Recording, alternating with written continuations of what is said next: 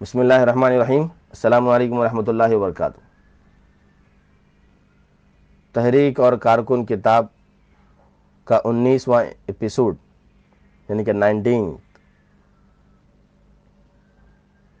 جس کا عنوان کارکنوں کا اصل سرمایہ یعنی کہ کیپٹل انویسٹمنٹ۔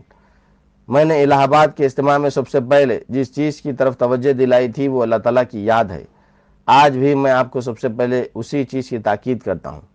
سال بھر پہلے جو بات میں نے عرض کی تھی، اب مزید غور و فکر اور مطالعہ کتاب و سنت سے اس بات کا یقین اور پختہ ہو گیا ہے، اور اب ذرا بھی شبہ نہیں رہا ہے کہ انسان کے علم، انسان کی عقل، انسان کے دل و دماغ اور اس کے فکر و نظر کو جو روشنی بھی نصیب ہوتی ہے وہ صرف اللہ تعالیٰ کی یاد ہی سے ہوتی ہے۔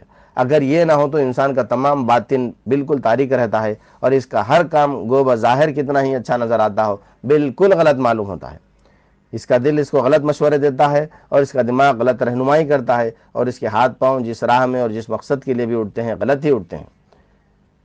یہاں تک کہ اگر کوئی شخص دین کا نام لے کر اٹھے اور دین ہی کا کام کرنا چاہے، لیکن خدا کی یاد سے اس کا دل خالی ہو جائے تو اس کی وہ دینداری بھی دنیا داری بن جاتی ہے۔ آپ اگرچہ دین کے کام کے لیے اٹھے ہیں، لیکن اس کے باوجود آپ کو اس خطرے سے بے پرواہ نہیں رہنا چاہیے کہ خدا سے غفلت آپ کے اس سارے کام کو خراب کر دے، اور آگے کی کسی منزل میں بھی شیطان آپ کو گمراہ کر سکتا ہے۔ اگر اس خطرے سے آپ محفوظ رہنا چاہتے ہیں تو اس کے لیے اس کے سوا کوئی تدبیر نہیں ہے کہ آپ اپنے دلوں کو اللہ کی یاد سے نورانی رکھیں، تاکہ آپ کے دل و دماغ اور آپ کے اعضاء و جوارح سب صحیح طریقے پر صحیح راہ میں کام کریں۔ دوسری چیز جس کی طرف سے آپ کو توجہ دلانا چاہتا ہوں وہ جماعتی سیرت کی تعمیر ہے۔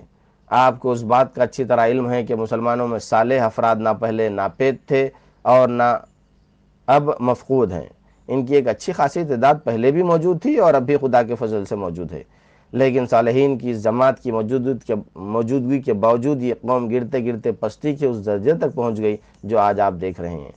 اس کی وجہ بجز اس کی اور کیا ہو سکتی ہے کہ صالحین صلاح و تقوی کی خوبیاں رکھنے کے باوجود نہ جماعتی زندگی کی اہمیت سے آشنا تھے اور نہ جماعتی سیرت ہی کے اعتبار سے کوئی وزن رکھتے تھے، جس کا نتیجہ یہ ہوا کہ وہ نہ اپنی قوم ہی کو گرنے سے بچا سکے اور نہ اپنے آپ ہی کو موجودہ فتنوں سے دور رکھ سکے۔ آپ کو اس غلطی کی اصلاح اور اس کی تلافی کرنی ہے۔ آپ کو صالح بننے کے ساتھ ساتھ اپنے اندر وہ جماعتی سیرت بھی پیدا کرنی ہے جو صالحین کی جماعت کے لیے ضروری ہے۔ اس کے بغیر جماعت اسلامی کے قیام کا منشا پورا نہیں ہو سکتا۔ ہم صرف انفرادی نیکی کے داعی نہیں ہیں، بلکہ آپ کو اجتماعی نیکی کی جد و جہد کے لیے تیار کرنا چاہتے ہیں۔ اس وجہ سے آپ کو اجتماعی سیرت اور اجتماعی اخلاق کے لحاظ سے نہایت اعلیٰ اور برتر دیکھنا چاہتے ہیں۔ یہ مقصد اسی وقت حاصل ہو سکتا ہے جبکہ آپ ایک جماعتی نظم اور جماعتی ڈسپلن کے تحت ہو کر یہ دکھا دیں کہ آپ باہم دگر جڑ کر اور مل کر کس خوبی کے ساتھ ایک مقصد اور ایک نصب العین کے لیے مارچ کر سکتے ہیں۔ آپ کو قیادت اور اطاعت دونوں چیزوں کا گر معلوم کرنا ہے اور دونوں کے حقوق پورے پورے ادا کرنے ہیں۔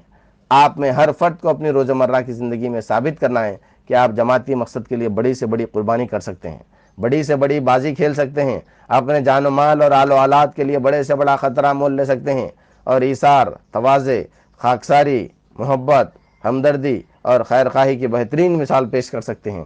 اس میں ذرا بھی شبہ نہیں ہے کہ دنیا کی دوسری قومیں ہم میں سے جس میدان میں بازی لے گئے ہیں وہ یہی میدان ہے۔ ہم شخصی اور انفرادی نیکیوں میں بھی ان سے کم نہیں تھے، بلکہ شاید ان سے بڑھ چڑھ کر ہی تھے، لیکن اجتماعی کیریکٹر اور اجتماعی سیرت میں ان سے بہت پیچھے تھے، جس کی سزا ہم کو یہ ملی ہے کہ ہم ہر چیز میں ان سے پیچھے ہو گئے اور برابر پیچھے ہوتے چلے جا رہے ہیں۔ اور مصیبت پر مصیبت یہ ہے کہ اب تک ہمارے بہت سے پڑھے لکھے لوگ بھی ہماری بیماری کی تہہ کو نہیں پہنچے۔ وہ خود بھی اس غلط فہمی میں مبتلا ہیں اور دوسروں کو بھی اس غلط فہمی میں مبتلا کرنا چاہتے ہیں کہ ہماری اس پستی میں 16 آنے دخل دوسروں کا ہے، نہ کہ ہمارا۔ وہ سمجھتے ہیں کہ مذہب صرف انفرادی نیکیوں کا مطالبہ کرتا ہے اور اس کو پورا کر رہے ہیں۔ اجتماعی نیکیوں کے لیے ان کے نزدیک نہ مذہب نے کوئی ضابطہ بنایا ہے اور نہ اس کے لیے اس کا کوئی مطالبہ ہے۔ وہ صرف روزہ، نماز، حج اور زکوٰۃ کے احکام دیتا ہے اور اسی حد پر اس کا مطالبہ ختم ہو جاتا ہے۔ یہ خیال بے شمار خرابیوں کی جڑ ہے۔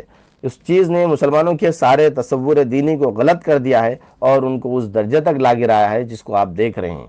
اسلام نے آپ کو انفرادی زندگی کے لیے جس طرح احکام و قوانین دیے ہیں اور جس طرح آپ کی انفرادی زندگی کے لیے اس نے ایک نظام اخلاق بنایا ہے، اس طرح آپ کی اجتماعی زندگی کے لیے بھی ایک نظام اخلاق مقرر کیا ہے، اور ہر مسلمان اس کی پابندی کا مطالبہ کیا ہے، اور اس کی عدم پابندی کی صورت میں ہم میں سے ہر شخص اسی طرح سے گنہگار ہوتا ہے جس طرح سے انفرادی زندگی کے احکام و قوانین یا نظام اخلاق کو توڑنے سے ہوتا ہے۔ بلکہ اگر میں یہ عرض کروں تو شاید غلطی نہیں کروں گا کہ اجتماعی احکام و قوانین اور اجتماعی نظام اخلاق کی خلاف ورزی کرنے والا اللہ اور اس کے رسولوں کی نظروں اللہ اور اس کے رسول کی نظروں میں اس سے کہیں زیادہ مبغوض ہے جتنا کہ انفرادی زندگی کے احکام و قوانین اور اس کے نظام اخلاق کی خلاف ورزی کرنے والا ہو سکتا ہے۔ اس کا ضرر اس سے کہیں زیادہ وسیع اور دوررس ہوتا ہے جتنا کہ انفرادی زندگی کی کسی دائرے میں غلطی کرنے والے شخص کا ہو سکتا ہے۔ یہی وجہ ہے کہ جماعتی نظم میں خرابیاں پیدا کرنے والوں کے لیے اسلام نے جو سزائیں رکھی ہیں وہ اس سے کہیں زیادہ سخت ہیں جو انفرادی زندگی کے آداب و قوانین میں خرابیاں پیدا کرنے والوں کے لیے رکھی ہیں۔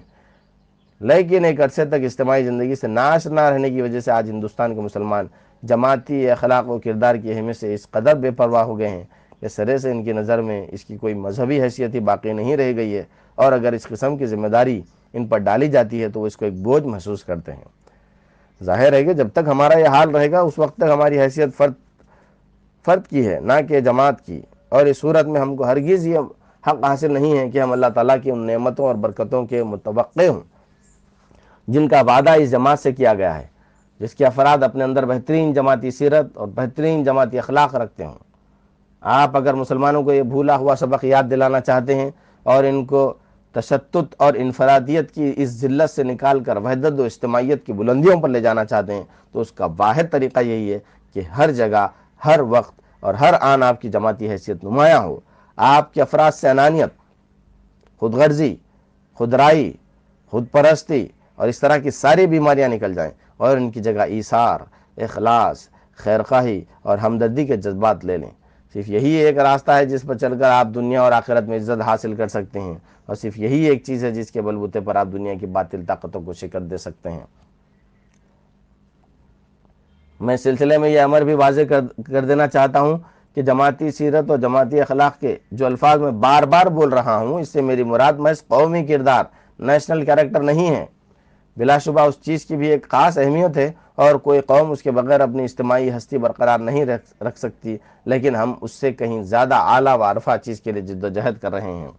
ہم اس اجتماعی کیریکٹر کا آپ سے مطالبہ کر رہے ہیں جو اسلام نے اس شرعی جماعت کے لیے ضروری قرار دیا ہے، جس کو اسلامی اصطلاح میں الجماعت سے تعبیر کیا گیا ہے۔ یہ چیز نیشنل کیریکٹر سے بہت اونچی ہے۔ نیشنل کیریکٹر سے اگر ایک محدود دائرے کے اندر کچھ بھلائیاں اور خوبیاں وجود میں آتی ہیں تو ایک وسیع دائرے کے اندر اسی سے بہت سی خرابیاں بھی پیدا ہوئی ہیں۔ لیکن ہم جس اجتماعی سیرت کو پیدا کرنے کی کوشش کر رہے ہیں اس سے تمام عالم انسانی کے لیے صرف بھلائی پیدا ہو سکتی ہے۔ دنیا میں بعض چیزیں گز سے ناپی جاتی ہیں اور بعض چیزیں پیمانے سے ناپی جاتی ہیں، لیکن افراد اور جماعتوں کے ناپنے کی کسوٹی وہ عقیدہ ہوتا ہے جس کا وہ اعلان کرتی ہیں۔ آپ نے بھی ایک واضح عقیدے کا دنیا کے سامنے اعلان کیا ہے اور دنیا آپ کو اسی عقیدے سے جانچے اور پرکھے گی۔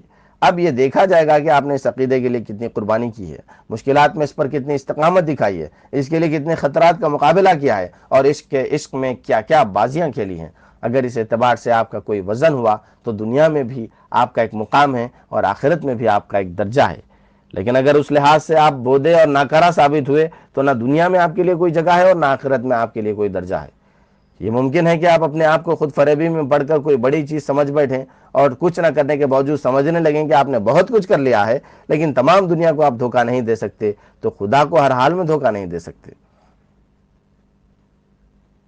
خلق اور خدا کی طرف سے آپ کو وہی صلہ ملے گا جس کی فی الواقع آپ حقدار ہوں گے، نہ کہ جس کا دعویٰ کریں گے۔ مجھے اس موقع پر امام احمد بن حنبل اور مشہور ڈاکو ابو الحسیم کا واقعہ یاد آ گیا جو تاریخوں میں مذکور ہے، جس کو آپ نے بھی شاید پڑھا ہو۔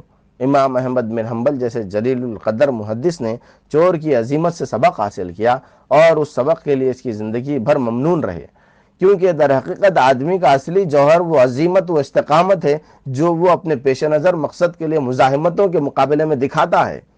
اگر ایک شخص ایک باطل مقصد کے لیے سچا عزم و حوصلہ رکھتا ہے تو وہ بھی اس شخص کے مقابلے میں قابل قدر ہے جو دعویٰ تو ایک سچے مقصد کا کرتا ہے لیکن اس کے لیے قربانی کا کوئی جذبہ نہیں رکھتا۔ وفاداری بشرط استواری اصل ایمان ہے۔ وفاداری بشرط استواری اصل ایمان ہے۔ میرے بت خانے میں تو کعبے میں گاڑو برہمن کو، میرے بت خانے میں تو کعبے میں گاڑو برہمن کو۔ اللہ تعالیٰ مدد فرمائے اور ہم کو صراط مستقیم کی ہدایت دے۔ جزاک اللہ۔